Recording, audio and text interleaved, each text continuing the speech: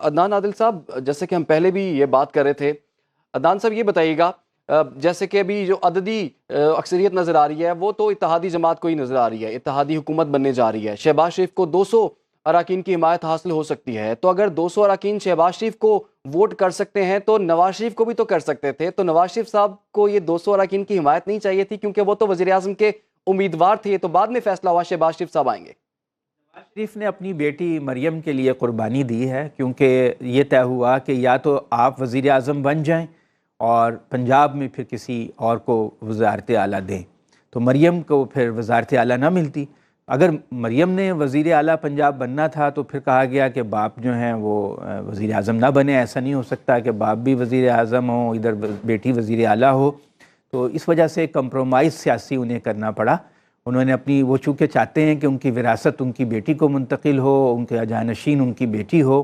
कि आपने देखा होगा कि जब इजलास होते थे और जब जलसे होते थे, पब्लिक मीटिंग्स होती थी, तो वो अपने बाद अपनी बेटी को खिताब करवाया करते थे। वो लोगों को ये बावर कराना चाहते थे कि मेरा सियासी जानशीन मेरी बेटी मरियम नवाज़ हैं।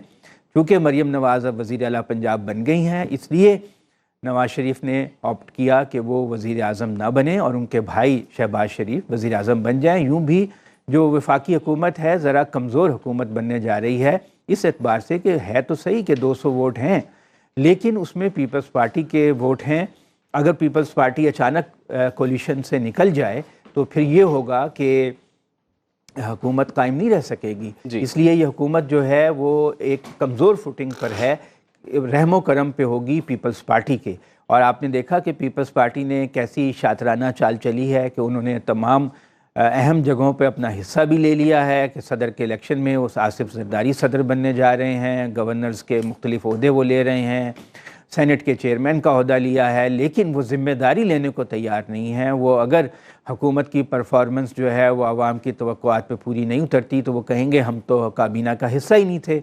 तो पीपल्स पार्टी जो है वो डबल गेम खेल रही है और बहुत शातराना तरीके से खेल रही है कि वो तमाम फ़ायदे भी उठा रही है और ज़िम्मेदारी भी लेने को तैयार नहीं है।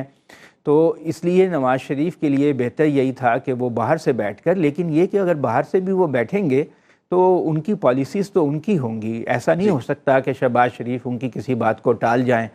वो जो भी पॉलिसी डायरेक्शन तय करेंगे शहबाज शरीफ को फॉलो करना पड़ेगा, क्योंकि तमाम अरकान जो हैं उनकी लॉयल्टी जो है वो नवाज़ शरीफ के साथ है और मरियम नवाज़ के भी एक तरह से गाइड वही होंगे। पंजाब में भी और वफाक में भी फाइनल जो से होगी वो नवाज़ शरीफ की ही होगी। ठीक है, आपके ख्याल में फाइनल डिसीजन जो है वो नवाज शरीफ का ही होगा?